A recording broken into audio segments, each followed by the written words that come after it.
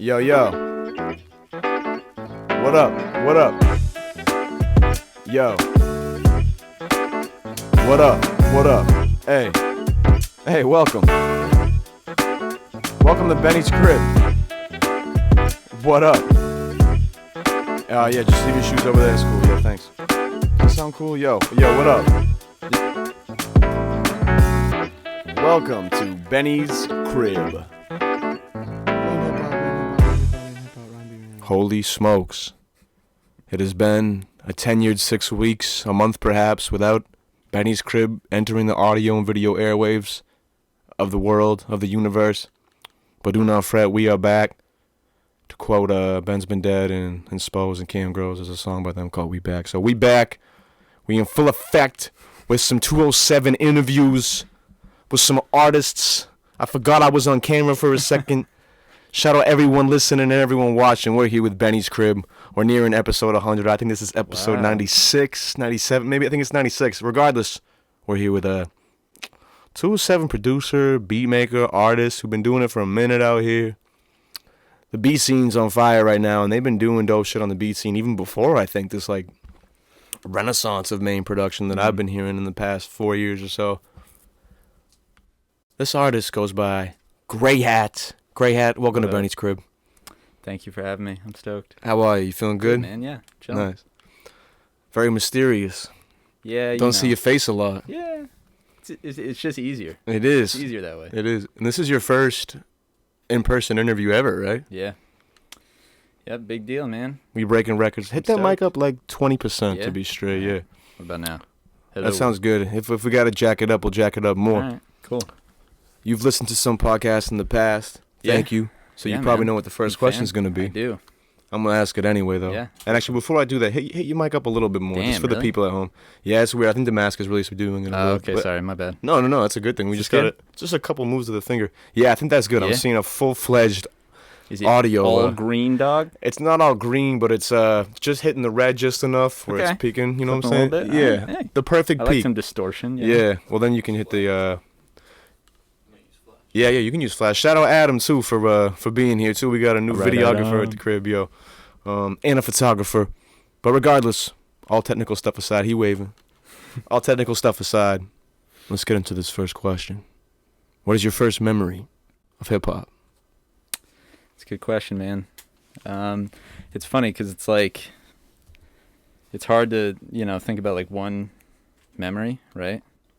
But I'd say probably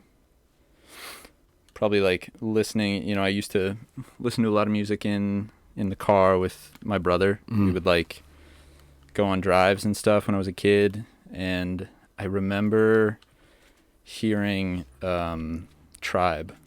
That's a good one. Yeah, I think it was Scenario. And it was just like, I was like, what the fuck? Like, what is this? Yeah.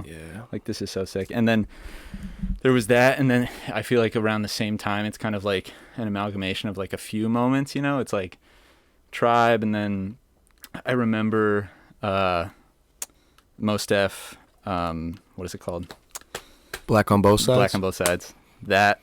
And then a few years later. Not to interrupt, I think that yesterday was an anniversary of that album. No way. Yeah, and I actually have that album up in my kitchen right there, like from the CD to liner notes. That album means a lot to me too. So respect. It's like I remember like being a kid and walking by like my brother's room and seeing that album like before I had heard it, seeing it like on the floor, and just that photo. It's iconic. It's so iconic. It was like striking. I was like, "What the hell is this?" And then hearing it, obviously, it's Mos Def. So probably just that. Probably like that era of just like my brother showing me stuff, and shout out older people in the fam hooking you up to dope art and culture that you weren't privy to. For real. Shout out Mos Def to anyone at home who's like a youngin' or maybe just a little green behind the ears in your hip hop consumption. Dude.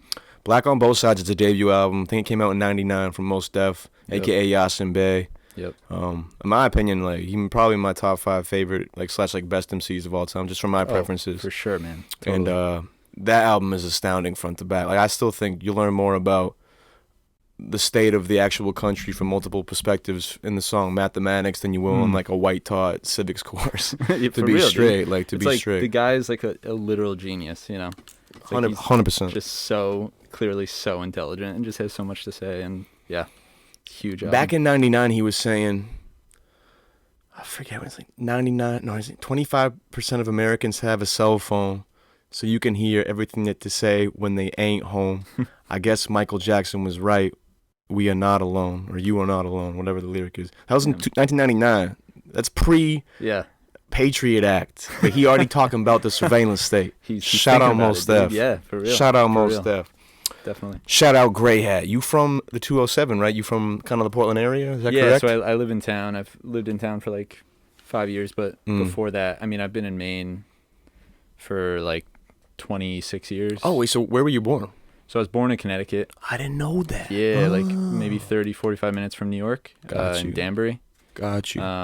Yeah, and then moved here when I was a kid, and like like my family would come here and visit and shit, and we just loved it, so we moved. Got you. But how young are you? Like, what's your age? I'm 30. 30, dope, Yeah, dope. 3-0. The 3-0. Yeah, the big 3-0. Wow, so do you remember your first impressions of the 207 when you moved here? Were you old enough to have those? Yeah, I remember because like we moved to like a coastal town down south, Kennebunk, and I'm from Old Orchard. That's my stomping ground. I know cool, Kennebunk. Yeah. So it's like beaches were like new for me. I had never really been to a beach, I don't think, before moving here. So like when we moved to Maine, we were like renting this place right on the beach because it was like cheap and, you know, kind of shitty and whatever. And it just happened to be on the beach. So like we spent every day out there, and it was just like, oh, you know, it was the best, man. So yeah. Shout out the beaches, yo. Beaches are very chill, though. Beaches are amazing. Like I said, I'm from Old Orchard Beach, OOB, and you know, there's a lot of things about small New England white dominant towns that can be tough for me to deal with. Yeah. But the thing about Old Orchard Beach that always grounds me, besides like, you know, like the real ones that I know in my family and shit, is the nature of that town. Like the beach, like you can go there on it can be even like a busy summer day, but it's, you know, sunsets and everyone hits the bars and it's like 10 p.m. and you in Pine Point, allegedly, ain't nobody hit up my spots, but you in Pine Point looking at the beach by yourself and like, I'm a part of the infinite right now, but there's like 50,000 people drinking shitty beer and rum buckets 100 feet away. So the beach is beautiful, and hell yeah. I just can resonate with love for the coast, yo. Dude, absolutely, man. Shout out everyone in the little town going through it, yo. You'll get there. Just find your beach, metaphorically or physically. How would you describe your youth growing up in Maine, Greyhat? You know, pretty solid. You know, I was lucky to have a good upbringing. I mean, I lived in, you know, like you said, it's like a predominantly, pretty much entirely white, you know, fucking waspy, you know, town in Maine, and like, it's like, obviously, you know, that's a specific type of upbringing, and you know, you miss out on a lot of things. You know, it's like, you know, not having a whole lot of like diversity in the makeup of like the people in the town. It's like you miss out on so much good art and music and food and everything. So, but you know, aside from that, it was solid. You know, it's like family was good, and you know, can't complain. We were all somewhat creative people, or at least a lot of us were. So it was cool to be in a house where like shit was kind of always cooking. You know, like, so yeah, that definitely, I think, set me on, you know, the path of like wanting to keep making shit or whatever. So perfect answer, because that's going to segue us somewhat of an alley-oop into my next question. I was going to ask, was music around you? You know, in your home, did you have friends, older people in your life playing it? But you already mentioned Black on Both Sides. You mentioned a creative family, and I believe in my research I found that you started messing around with drums early on in life yourself. Yeah. This is like fucking Nardwuar, I feel like. Man, if I get people have called me that, I think Spizzy Spose called me Nardwuar, and someone else called me Nardwuar once, and I'm not even like, don't even give me that. I'm not even like you're gonna start pulling out like gifts and shit. I ain't like, I have gifted people records before too. That's Sarah Violet. I gave Sarah Violet a Black album, like that singer kind of rapper from Atlanta who'd make some real dope like sensual suave shit. Nice. Regardless though, I ain't even a fingernail on Nardwuar's hand, yo. I'm just out here getting inspired by the energy. But sorry, what was the question? Sorry. Was music creation around you growing up? Oh yeah, you mentioned it. You were in the drummer thing. You were young buddy. What was that, Buddy Rich? You were young. Yeah, young drummer out here. I wish, man. So like drumming was the first thing for me, for sure. Like, I think just like I was always drawn to like that side of things, I would, be tapping on shit as a kid, and I think annoying the hell out of my parents. So they were just like, let's like give them an outlet to like express some of this shit. But drummed for a while, and then, didn't really. After a few years, I ended up kind of leaving it only because like I didn't want to practice. I feel like being trained in any instrument, it's just like there's so much grind, and it's like if you want to really be good, like there's so much time that goes into it, and I was just so impatient and so interested in so many different things that I just kind of, that was step one. Yeah, foot in the door. Yeah, yeah. Tremendous. For sure. One of my questions was going to be what captivated you about percussion and drums, but it just sounds like it was just some natural kind of energy you had about yourself that like you like banging on shit. But and also, I mean, there's something to be said for like, not to sound fucking heady or pretentious or whatever, right? But like,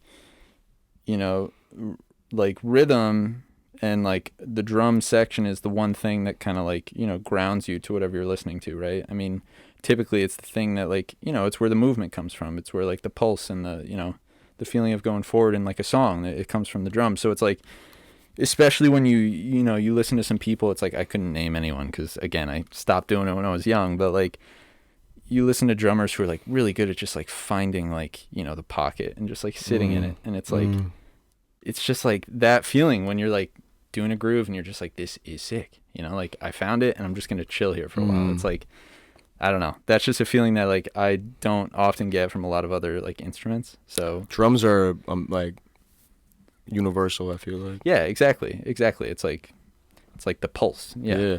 Well, I have a pretty, not only like, our drums are part of so many different cultures, like you could have different tribes all across the world dating back millenniums have made, drums out of various resources around them. But one thing I think a lot about that fucks my head up in a beautiful way is I love 808s. I love heavy bass. So I got a subwoofer in the crib. Like I need to hear that shit.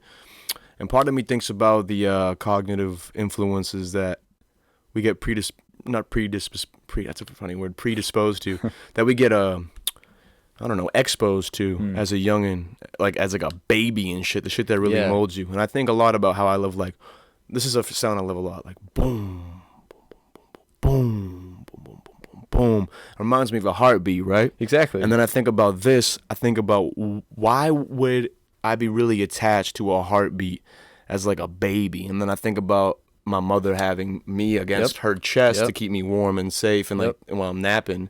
And when I'm little, and you hear your mother's heartbeat, it's probably like doing that similar motion. Like you match it, You match it, yeah. It's like a thing, like everyone knows. And it goes to show, like when, they say that in like dance music, the reason it's 120 is because that's like a multiple of like a resting heart rate. So it's like when you're listening to music, and like if it's like 120, like, and you're moving to that rate, it's like your heart may sync with that, so it's like there's definitely that connection to like something deep in people in general, I feel like, But I've actually we'll get to the Greyhat story too, but we got to be always metaphysical on Benny's Crib because fuck me, it's so linear. It's just whack. Hell yeah. Unless it's like what you like to do. I'm not here to really take anyone down. We live in a society where if I say I like pineapple, someone's gonna be like, well, why don't you like mangoes? Just because of how like divisive Twitter is and shit. Oh my god. But and like social medias. But I just always like to say, I'm never here to tear anybody else down. I'm just building myself up. And I really like abstract thought. I like, non-linear thinking. And I think a lot about how music is one of these odd phenomenons that doesn't matter what language you speak, where you from, what ethnicity, race, background you're from. This shit unifies people, and it's so weird how like there's not many things that can just drown out like the dumb shit that humans get like negatively involved in. Like you put on music at a function that hits everybody right. Everyone's can have a good time. Literally, everybody, not just like those people. Like no, like you put on like the right Earth, Wind and Fire song at a function, every single person is gonna have a good time. And it's just like there's not many things in life that do that. It's the one. I mean, it's the one form of like art or creation in general that's like absolutely universal. Like you said, it's like there are people who like don't like books and don't like movies and just like straight up don't like going to a gallery and looking at paintings and stuff. But like everybody has their favorite musician and like their favorite song, and so yeah, dude, absolutely. Even the birds be singing. That's right, man. That's beautiful. let's keep this vibe of creativity and cathartic expression going, because I want to talk about when Greyhat here got into production. Was it like 06-ish when you started making or getting into that world? It was my junior year of high school, so it was 08. Oh, I'm a little. Yeah, so it's been like 13 years. But I mean, you know, I think I was fucking around with GarageBand and stuff like back in like freshman year. That's what we're using right now. Dude, there you go. GarageBand, the OG, still man. a staple. It's like some of those sounds, some of the like synths and stuff in GarageBand. I mean, it's fucking Apple, you know. So even the mixing, mixing isn't even that bad with GarageBand. Absolutely, man. Like you don't have to do that much, and it sounds good. Like heavy. A little compression goes a long way. Absolutely. But anyway, there's something going on in the background. But anyway, like fucked around with GarageBand for a while, and then my junior year, so 2008. I had a buddy who was an exchange student, actually, for the year. He was from Turkey. And he came over, and he randomly one day was like, yo, have you ever heard of Ableton? And I was like, no, what the hell is that? And he just, like, had a demo, and we were fucking around with it. I was like, oh, my God, this is amazing. And he was also the one to, like, show me all of these electronic artists. Like, I always say, like, I wouldn't be making music, I don't think, if it weren't for this kid, Sinan. Shout out Sinan. Yeah, Sinan. From Turkey. Shout out, dude. Yeah. I don't know what he's up to these days. Hope you well out there. Yeah, for real. But yeah, man, that was like the beginning. And then just, you know, you start emulating artists that you like and fucking going down that rabbit hole and learning the tool. And then that, you know, leads to more ideas. And it's just like that web, and you just follow it. So, yeah, well, let's talk about this early time in Greyhat's production career, because I might have some, I don't know, some tidbits of information about you that might surprise you that I know, but maybe they won't. I was gonna say, about to be embarrassed? No, okay. This is all good stuff. I was like, shit. Oh, and if you ever, this is to you and to anybody who ever is gonna be on this, maybe in the future watching. If shit ever makes you uncomfortable at the crib, you just gotta be like, nah, I ain't talking about that. What the people don't know is that we already did an hour-long show. Yeah, this is a two-part. This is the late show. Yeah, this is we like had an early show, this is the late show. It's like stand-up comedy type. My question was gonna be, were there any producers that you were inspired by? But I'm gonna throw out some names, maybe Nujabes, Flylo, geez, Gold Panda. Yeah. This is ripped from the Facebook that I don't. I actually didn't peep your Facebook. Oh, okay. Yeah. All right. Cool. Yeah, dude. Yeah. I tried to, but it told me to log in, and I deleted that shit a minute ago after Cambridge Analytica shit. So I didn't. That's the right move for sure. I still got IG though. Come here. Fucking Nujabes and like Flying Lotus, obviously. I mean, obviously. Yeah. But Gold Panda was big. But yeah, like I feel like Nujabes and like Flylo were like the two big ones, you know. Because, like, Flylo was more of that, like, fucking... Yeah, I don't know if it's, like, Nujabes or... I mean, yeah, it's... I've heard some of the... wrong all the time, too. Yeah, so yeah. I always heard say... some people say it's Nujabes, and that it just feels wrong to me. Yeah. Well, it's all about the way you... I say, like, humans are fucked because in order to process information, a lot of the times we concretely attach to the initial way we learn something, like the way we hear it. And that's what Nujabes is. And that's what Nujabes is for me. I don't honestly know what it is, so if I'm wrong, please educate me, because I like being wrong. I like holding myself accountable. It's how you grow as a person. How you grow, dude. For real. But yeah, man, those are some of the OGs. Yeah, I mean, maybe I'm probably gonna butcher it too, but like Model Soul, or I don't know how to pronounce. Mode Selector.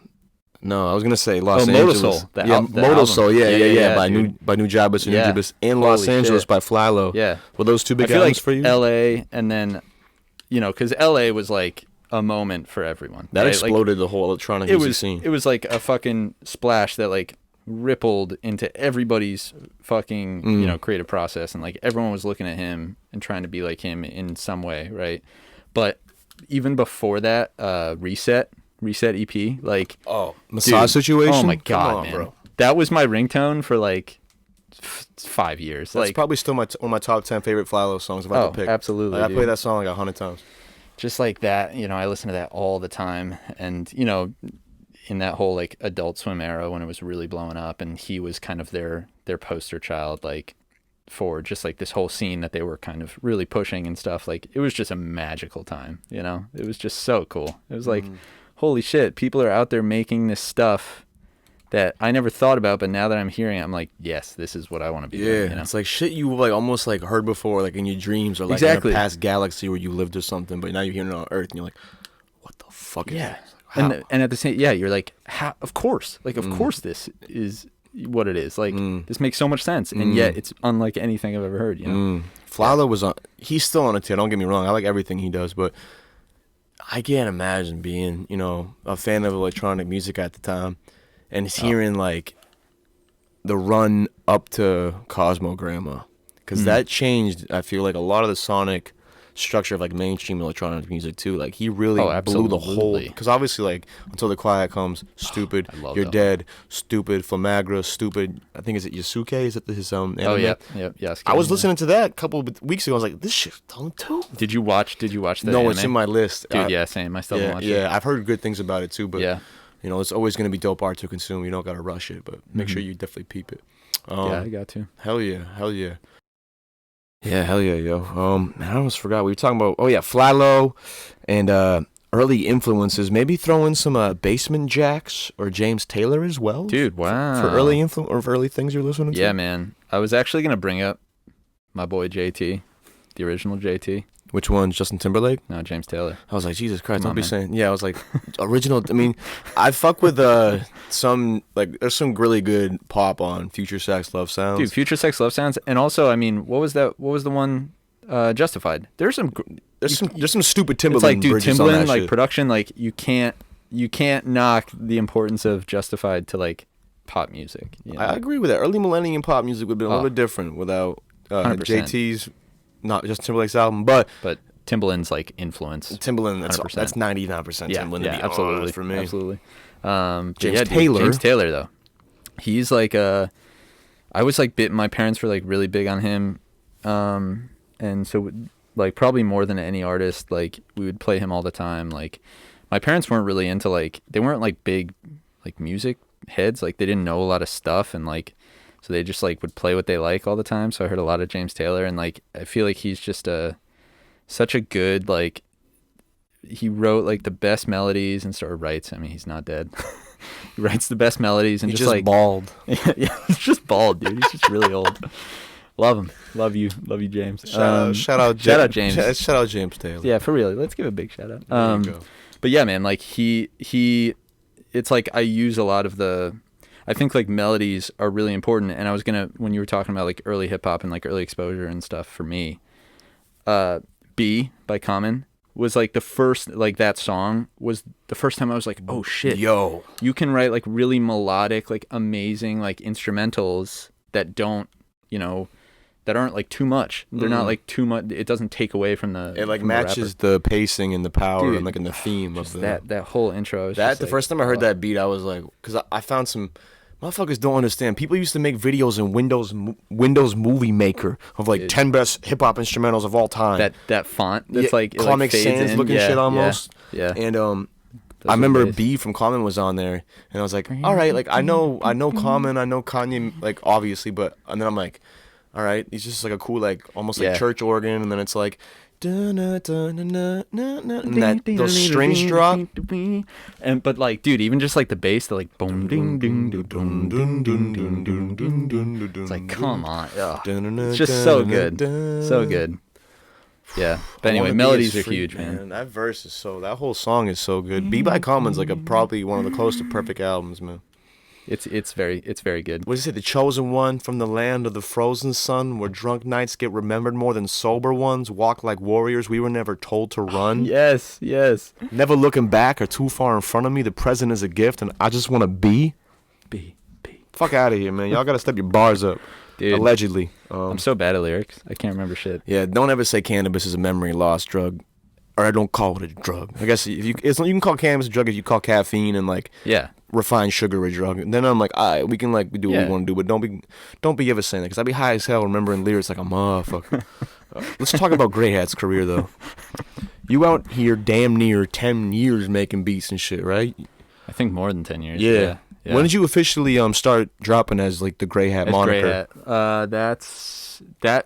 That may be like 10 Was that, it wasn't the song Mist, was it? Was there stuff before that? There was stuff before that. I did a whole EP before that. I did some stuff with my buddy Igloo Ghost, who... Wait, you tight with Igloo Ghost? I know that you were like coming up the same time and you had mentioned like you fuck with their shit, but Igloo Ghost makes stupid shit. And it's so funny how much he's evolved. Like he's just such a talented dude, and like, so way back, he and I did some stuff together, and like I did a few remixes for him and stuff, and we were just like really big fans of each other's stuff. And like that was back when he was making more of that kind of like, you know, West Coast like electronic hip hop like type stuff, like Los Angeles type stuff. And like he was such a huge Flylo stan, and like, so I mean that was a fun time. But yeah, I put out an EP back then called Peach that was on Bandcamp, and I think it's still on Bandcamp. Oh damn. I was slipping. I couldn't even find that. I'm probably just maybe it's not on. I could have been looking at the wrong page. I am perfect. I got a lot of dude blemishes. But yeah, so basically 10 years, I guess. Yeah. So if people are trying to ever find like early Greyhat shit, it looks like Bandcamp's the spot to do that for the most part. I mean, honestly, it's like, or YouTube maybe. Yeah, I think YouTube probably has some of the like the more like gems of stuff, because like my whole back catalog is just kind of like not a back catalog. It's just like random shit that I've like put out in various places, and then like other people will post it somewhere, and then it will just live and die there. And like, so I feel like YouTube has been kind of like a graveyard for a lot of my random songs that I throw out there. Gotcha. But yeah, aside from that, like Bandcamp and SoundCloud, it's like obviously that was kind of where this all started, you know. Yeah. Oh, I got SoundCloud questions. Okay, all right. I'll hold up. Because I also wanted to bring up the point that, yo, we motherfucking in Portland, Maine. This is Benny's Crib celebrating 207, residing, born and raised, or just repping 207 artists. And you were really, you know, building all this career at this point, like while living in Maine, right? Yeah. Yeah. Yeah. I mean, because, and again, it's kind of the nature of, you know, pulling yourself out of like the art, like as in like me, like Mike, like not being Mike, but just being, you know, Greyhat. It's like, it doesn't matter where I live, because I don't play shows. I don't do any of that stuff. Like, so I can make music from anywhere, you know? And at the same time, I still liked to put out there, like, yeah, I'm in Maine. Like, yeah. Because it's kind of mysterious. There's a mystique about Maine. And it's a good place to rep. It's like Maine fucking rocks. So. Especially now. Yeah, that's right. Looking over there, especially now. Yeah, I know, right? Hell yeah. Greyhat, you got your name from hacking culture, correct? Dude, that's so funny. Took it out of an internet security textbook, perhaps. Yeah. I'm trying to figure out where these notes came from, because I know there's one place online that has like all this shit. Most of it's fuck it. You know, most of the stuff that I said is probably from like one source. I think I had like 4 or 5 sources that I used for this interview. Okay, that's fair. Yeah, dude. So I'm like I went to school for computer science and stuff, and I had this class that was for like it was like called ethical hacking or some shit, and like it was kind of sick because we got to like have like Skype calls with people who were like in jail for like breaking into banks and stuff. That's cool as fuck. It was sick. It was pretty sick. So like there was this one time where this guy was like, this isn't related to the name, but it's just a cool story I thought of. Like this guy we were Skyping with, he was in jail for like 10 years because he was on his like AT&T account, like paying his phone bill. And he noticed that like there was an ID at the end of the URL. And he was like, what happens if I just add 1 to that and just go to that website? And he like got into somebody else's account. It was like somebody else's ID. He just like incremented his thing by 1 and got into somebody else's account, and like the feds fucking showed up in the restaurant, and he was like, what the hell? So it was a wild class. But anyway, yeah. Wait, how long was he in for that? Did he tell you? Dude, it was like he was sentenced to a few, I don't know, I don't remember. You can't even talk. There's not even a way to get lawyer way out of that one. I think he eventually did. Yeah, because that's completely that's ridiculous. 18 or whatever company's fault. Yeah, you said's fault. Like that's. It's bullshit. I mean, that's America. Don't get me into my like modern dystopia capitalistic shit, but they're like interesting story. These are the rules, even if they don't make any sense. 100%. But yeah, there was a textbook that was like Greyhat hacking. I was like, oh, what is that? and then basically, so like in hacking, like Greyhat is like you have black hat and you have white hat, which is like black hat hackers do stuff to like harm like infrastructure, malware shit. Yeah, and then white hat is like to do helpful shit. So I kind of like the ambiguity of like, I don't know, just like somewhere in the middle. Yeah, that's a tough one to think about. It's almost like because I think about like me, like a white hat hacker would be someone who like maybe hacks like, I might be on a watch list for saying this, knock on wood, allegedly not, but like hacks the I don't know, like servers of the National Bank of Britain or something. Yeah. And figures out like where some dirty money's going or something. Yeah, like that. Or just like does stuff just to see if they can. Like typically white hat people will just like never take anything or fuck with anything. They'll just like I broke in your see crib. if they can get in and bounce. I looked around. Yeah. It's like the ultimate power move. Just looked around and then left. Yeah, like I could have taken shit, but dude, I didn't. I love that. Shout out all them white hat hackers and those burglars who ain't taking shit. They just making sure the skill set's still refined. It's a flex. I feel like you came up heavy during, if I may call, the golden age of SoundCloud. This was a time I just, like 2012, 13, 14, maybe even 15, where the community hadn't really been, I don't know, like as like bought out by like a capitalistic like market in a sense. And it was just really, it just felt like a really like, lack of a better phrase, like authentic, community-oriented, musician-oriented community. Yep. Would you agree that was like pretty pivotal in getting your name out there? Oh, dude, I mean 100%. Like I feel like my art and the stuff that I've made like wouldn't be what it is without that like initial, space to kind of fucking explore and just put shit out there that may suck, but like what it's like I didn't really care. There was just that community and like, it's like it was a simpler thing. Like it was just simpler than what SoundCloud is now. It always used to be just kind of like upload your tracks, you can comment, you can like shit, and message people. I think you could do that, but like it was very limited, And it was kind of groundbreaking. Like I feel like it was one of the first platforms to assimilate a social media type platform with like a streaming of music type platform. For sure. And you could upload your own too at the same time. And that was the biggest part, right? The biggest thing was like you didn't have to work with a distributor to get music on like Apple Music or Spotify or any of that shit, right? It's like you could just upload whatever you want. So there was a full like it was the whole fucking gamut of like the kinds of shit that was on there. It was like really good stuff. It was like some really shady shit, but like that was the whole point. It was this exploration, and then like obviously there was that social side, like you said. Like I met a lot of some of my best friends in music, like through SoundCloud. Like, when I was coming up on SoundCloud and I was saying like, oh yeah, actually, I think at the time I wasn't even publicizing the fact that I was based out of Maine, but I found Turquoise. Yeah, same as you And, mentioned. I found him and he said, I saw that it was Portland. I was like, oh shit. There are people out here. I think I forgot to mention about Sam earlier too, is I think he was talking to, I could be tripping here. Someone from around your way, actually, I think Foisey and Crown used to talk to each other.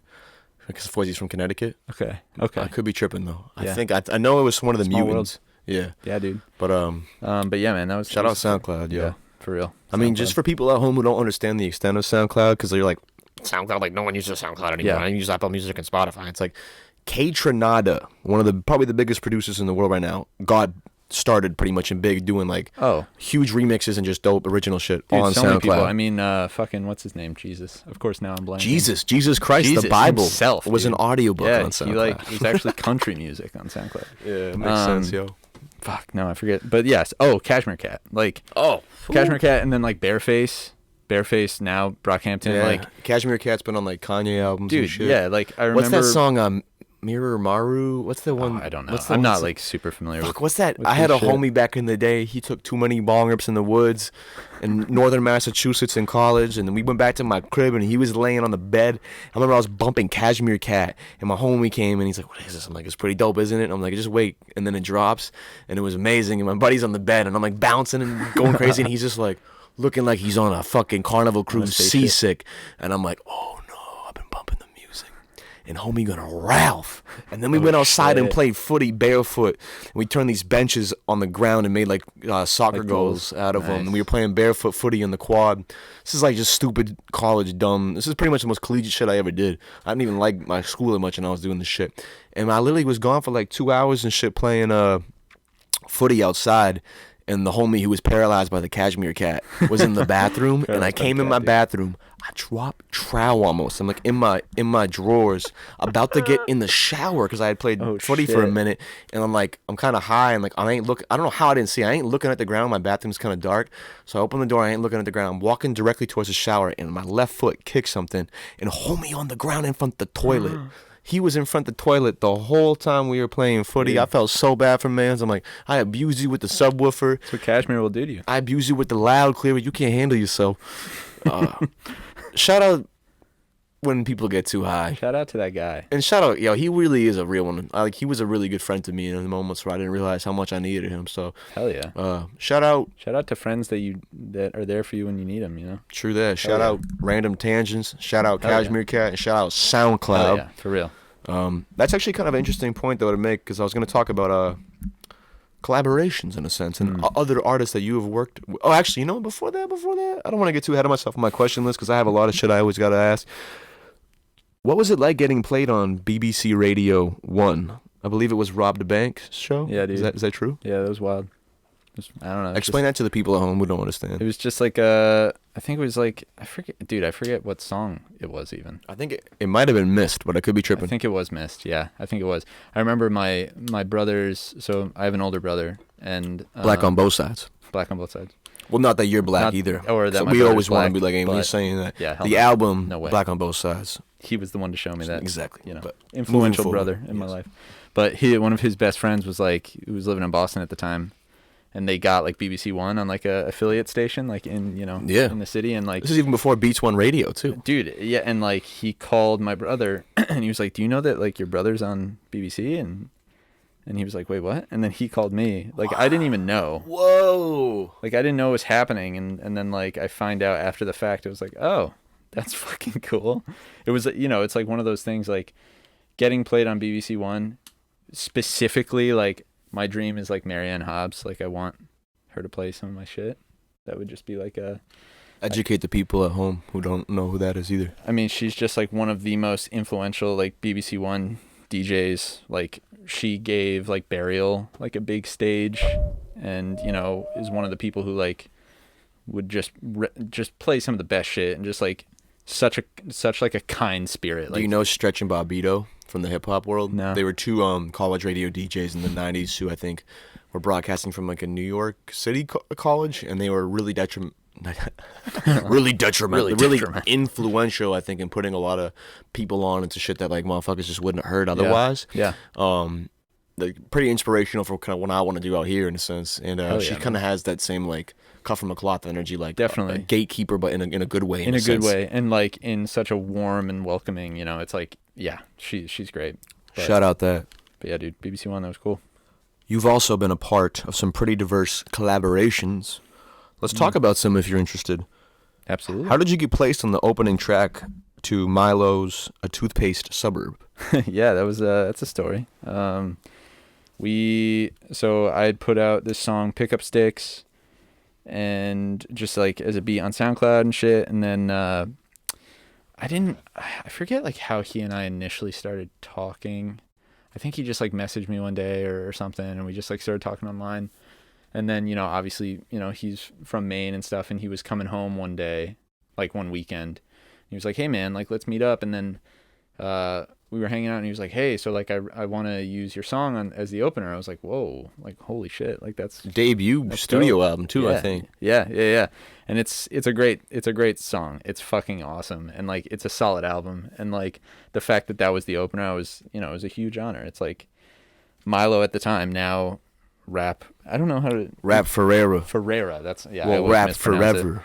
Yeah. He's like one of those people who is so just like prolific. Like damn, he just pumps shit out, and like just all the Ruby Yacht stuff is just solid, and it's just I mean that was very cool. It was cool to be a part of that. That's a cool milestone. Like I hope you put like if I was you, actually everyone has their own way they like to live, but I feel proud to get like a little shelf and maybe put like the like Beats One Radio, like I don't know, a little trophy maybe, and then like gatefold, and hopefully many more. It's like, this is like I'm thinking like a shelf with like 20 spaces, and you got like just a couple like filled out. It's like those restaurants that have like their first dollar and in a frame on the wall. It's like that and there's like shit. 19 empty frames, dude. Exactly. It's like but that's cool. Toothpaste Suburbs, dope. Infinite love to Rap Ferreira, the whole Ruby Yacht, Soul Folks. I actually was gifted a copy of A Toothpaste Suburb, like from Rory, in my hand. No way. In Soul Folks, and it's in my stack. I got so many Ruby Yacht cassette tapes from them. They do some crazy shit. And everyone in that group. Like I was playing Safari Al Sal this weekend. One of their last albums. I was like, this is so fucking good. And I was playing Randall Bravery beats a minute ago. So dumb. SB the Moore's SB the Moore doing dude. everything. Yeah, SB the Moore. Eldon. Don't sleep on Eldon. And there's a lot of motherfuckers too that people don't give enough props to. I think I hate mispronouncing names. I think Vandalast, Kayla Share, and Kuna Bear. And I wholeheartedly apologize if I ever mispronounce anybody's names because I don't like doing that. But you know, I'm a human being, and I do that a lot. But I think representation is important. I don't like when people like purposefully like don't care if they say shit wrong. Like if someone tells you how to accurately say a name, even if it's challenging, learn that name because that's their name. It ain't how you say it. Hell yeah. But case in point, man, shout out to Ruby out forever. Definitely. Forever and ever, huge force on the main scene, and I owe a lot to those people. How did you and Javon link on Tell All Your Friends? So I know Javon through just a bunch of buddies, like my buddy Zach Villery and Ani, who makes music is Weird Inside, and just a bunch of boys. They all lived out there in LA, and like they had done stuff. Zach had done stuff with Javon a few times in the past, and yeah, wasn't Javon on?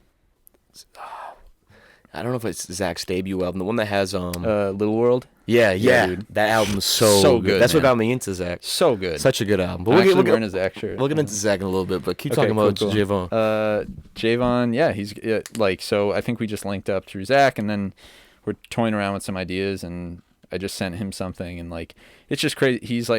He's an artist who like requires so little to make so much, you know? It's like very self-sustaining artist too. Yeah, and just did he make the artwork for that song? He did. Yeah, because that matches his aesthetic. Yeah, absolutely. He did that. He's like an amazing painter. It's like, yeah, he's doing a ton of cool shit, and very talented guy. I love Shout that. out, Javon.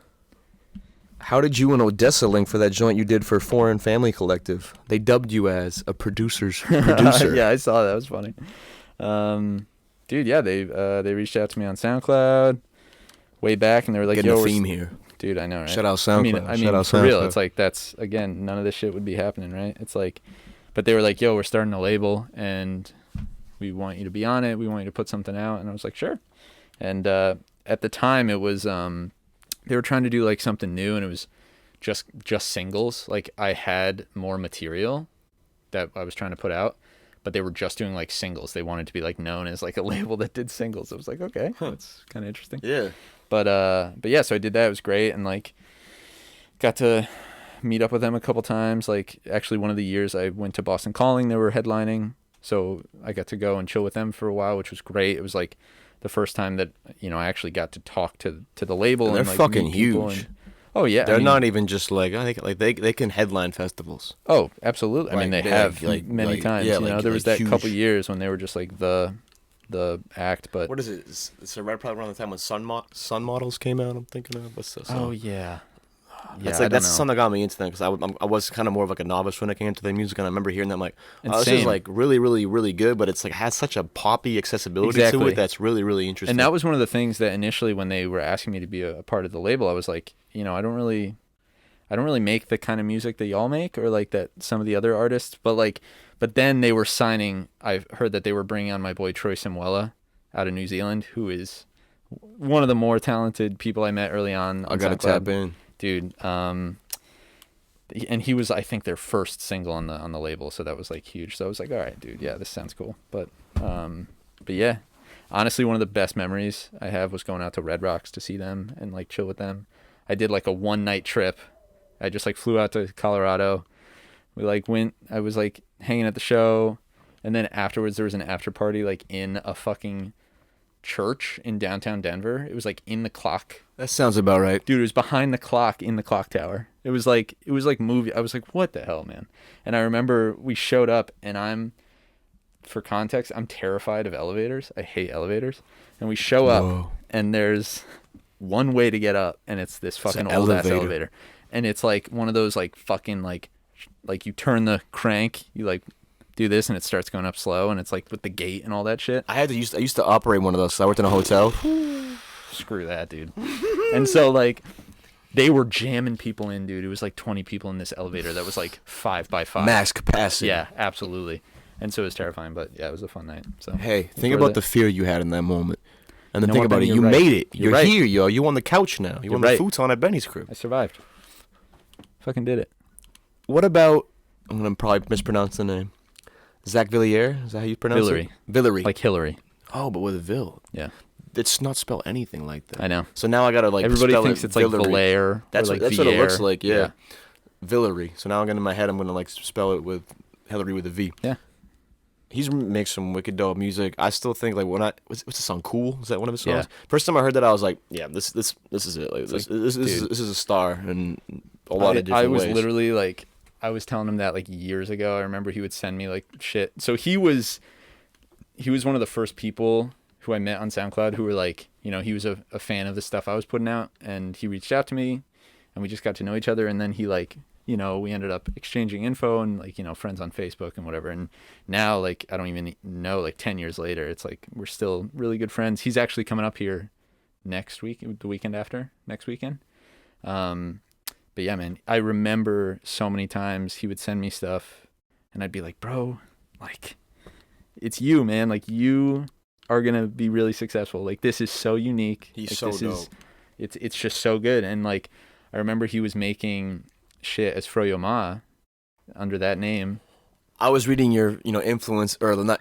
I think you mentioned contemporaries, so I saw Igloo Ghost, another artist that I bashfully can't remember, and then I saw Froyo Ma. I'm like, that is such a funny name. Yeah, now that's Zach Villery makes it even better. And he, you know, he is trying to distance himself from that name, which is funny. I don't even know what you're talking about. Yeah, exactly, man. What the fuck are you talking about? So Zach, right? Yeah. So he would send me shit that was like more electronic, and then he started playing with like singer-songwriter, more leaning stuff that was still heavily electronic, and it's like, dude, he's so good. I mean, everything he makes is solid. Zach Villery, wicked dope. Just go back and start like in the earlier shit too, if you want to like kind of see like how much progression has been like in terms of like thematic concepts, in terms of just like song structure, in terms of just the way shit sounds. It just fucking sounds like Little World. That album is front to back fucking amazing. It's not a bad second. It's iconic. Cardboard City, his second album, also really fantastic. A lot of growth. Oh, so much, dude. Yeah. Sore Throat. That song fucked me up, dude. So good. Hell yeah. I love to see you collaborating with many different people. That's a beautiful thing. I mean, it's the nature of that coming up in that era of SoundCloud. Like you all just inevitably become friends, you know? So it's like less about, oh, let's build, like, let's fucking work on something, and more just like, hey, I made this dumb beat. I'm going to send it to you. And then they're like, oh, hey, I did this. And it's like, oh, sick. You know, it's great. It's just very natural with those guys. Love that. We definitely have to chop it up about Tens. That's an album you dropped in the summer of 2019, I believe. And it's also an essential album in the main beat scene as well, in my opinion. Oh, shit. Thank you, man. Jeez. Just, most of the songs, to be frank, shit sounds like it's from the future.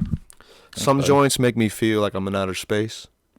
Some joints relax me, and others get me mad hyped. I just thoroughly enjoy this album from a production standpoint, from a sequencing, from everything, from, front to back. Thank you, buddy. What spawned and inspired Tens? That's your first full length, right? Well, so first of all, I want to say thanks because you've repped Tens a couple times, and I appreciate the love and stuff. Hey, yeah, so Tens is actually like it's kind of like a collection, because the reason it's called Tens is because like I had released all this music on SoundCloud in the 2010s and wanted to put it on like legit distribution. Yeah. So I basically like remastered and remixed all of them, or not all of them, but 10 of them. Yeah. Or 9 of them, and then I put a new song on that as well. This track BRB, and actually two. That's one of my faves. BRB and Zero. Got you. Those are towards the end, right? Yep. BRB I think is like middle, and then Zero is like I think maybe the last song. Those were 2 new ones, but the rest were like ones that were pulled from SoundCloud, like some of my favorites, just kind of redone. So, looking back at that, how do you feel now?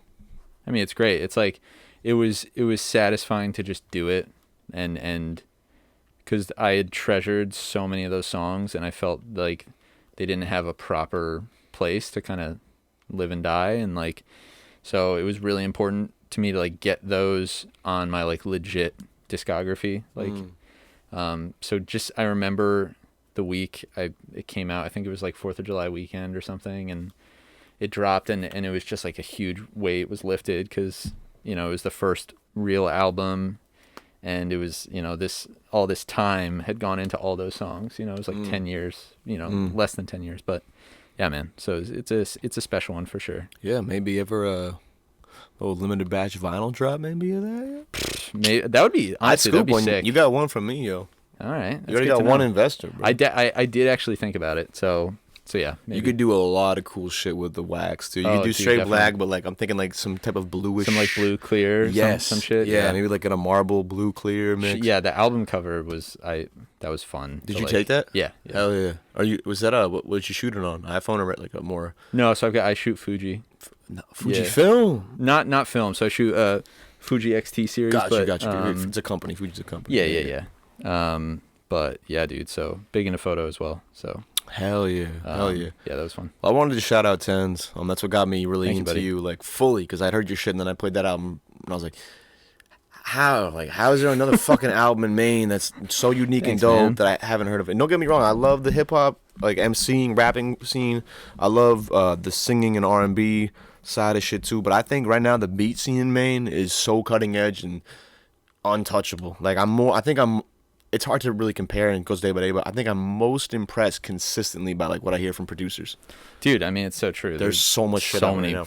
There's so many crazy people right now. Well, maybe we can talk about a couple of those in this next segment of probably my favorite part of the show, Rapid Fire. Let's go. You ready? Shit. I mean, I hope so. All right. Headphones or speakers? Headphones.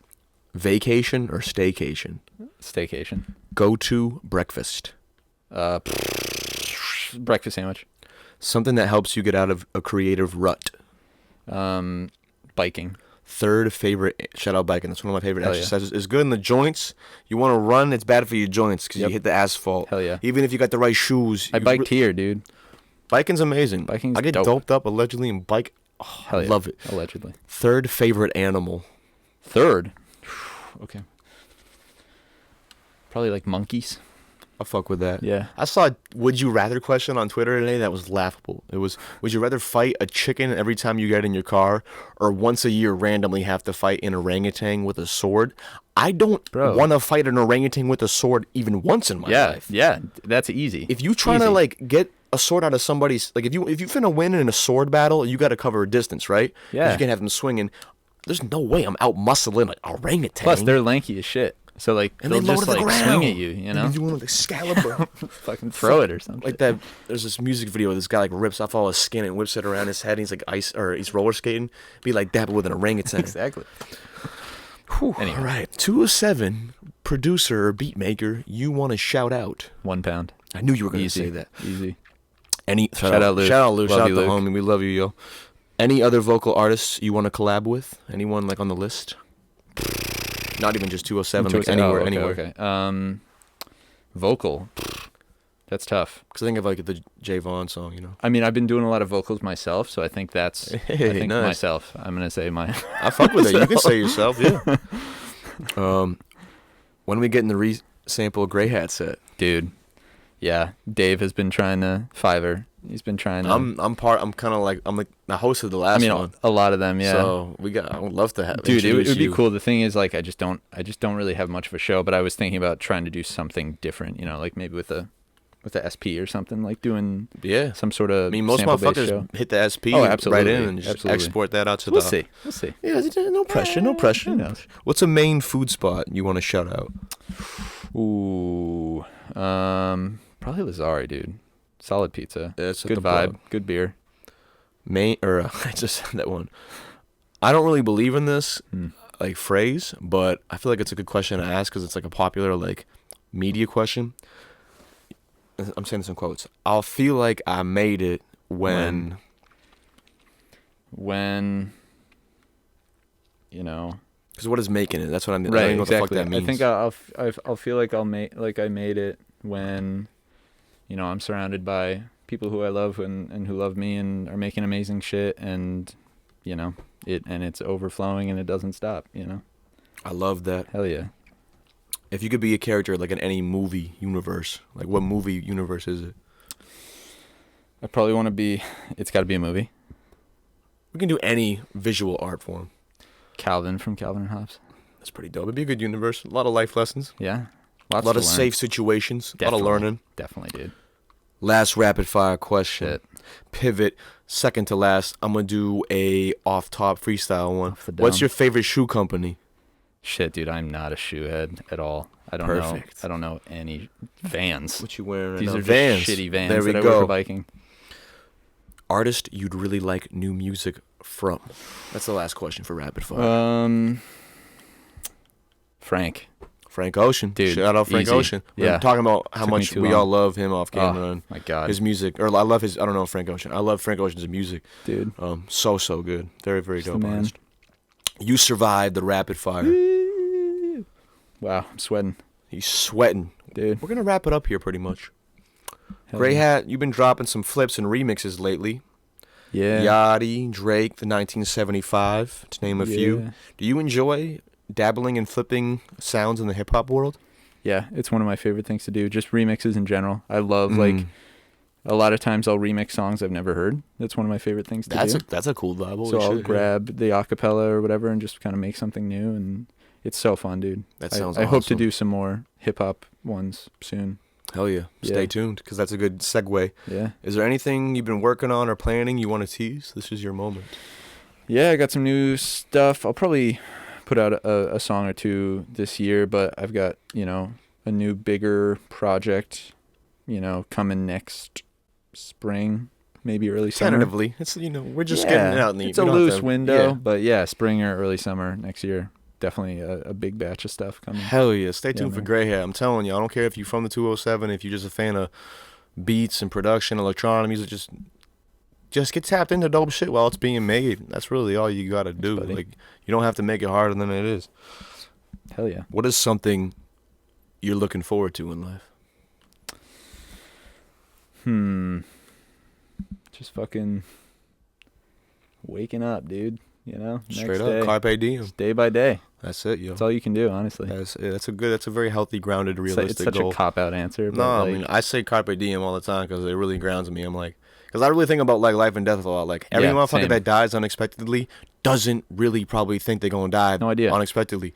Like this whole building could collapse right now. It could be a fire. Like Absolutely. asteroid. Like I'm not trying to get motherfuckers Exactly. in the hypochondriac scare mode because I got hella anxiety. Hell but yeah. like, Same. flip it. Let's and go. you get empowered by it. Like That's right. you could die at any fucking second. Yeah, or dude. think about COVID. The world could I cannot say the word. Irreparably. Change in the span of a week, bruh. For sure. Get up off your ass and just do whatever the fuck you want to do. Like, you can be anxious and depressed and not feeling 100% and still be walking towards your goal. You don't have to be Hell like, you don't got to be like a perfect, video game character. Like, you're choosing your character before, like, you free skating in Tony Hawk. Like, you might have to work on your attributes. You might got to get that grind up or get that, I don't know, vertical up. But eventually, you're going to be hitting the fucking half pipe and you're going to be molding your character at the same time. You're like, damn, I let fear stop me from having fun. And I just did a 900. And I just did a 900. Easy. At the end of the day, don't beat yourself up for getting stuck in your head because it's easy too. But at the same time, always Especially remember. now. Yeah. Oh, post-COVID, post-isolation, be brutal, gentle man. with yourself, yo. But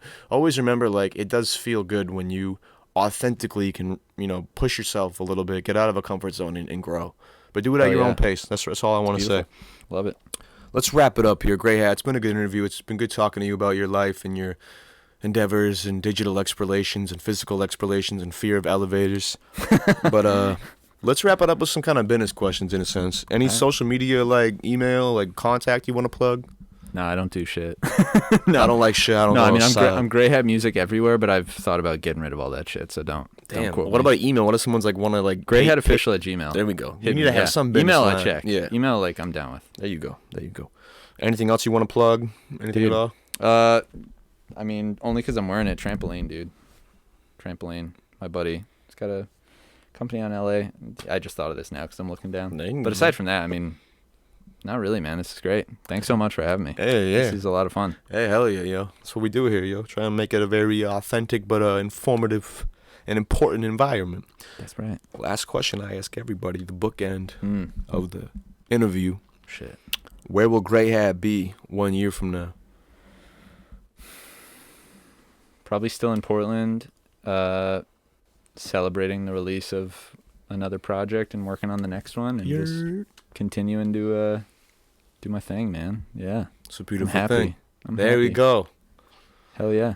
Greyhat, thanks for being here. Shout out young Adam on the visuals. You can't see him, but he just waved off camera. And shout out everyone. Thanks for just kicking it and waiting for this episode to drop. It feels good to be back. Hell yeah. Look for more shit in the future. Take care of yourself one day at a time. Thank you. Shout out Yardy Ting. Go get some food from them. They sponsor this podcast and they're tremendous. Spread love and fuck white supremacy. We'll see you later. Fuck yeah. Peace. Hey, thanks for watching this week. Glad to be back. Quick correction. I was wrong about some of my Ruby Yacht info. The artist's name is actually Vastness. They are a part of Ruby Yacht. Kuna Bear is not actually. They just work with Vastness on a project. Just wanted to be accurate. Love y'all. Thanks for watching. Shout out Yardy Ting. We'll see you next time. Peace.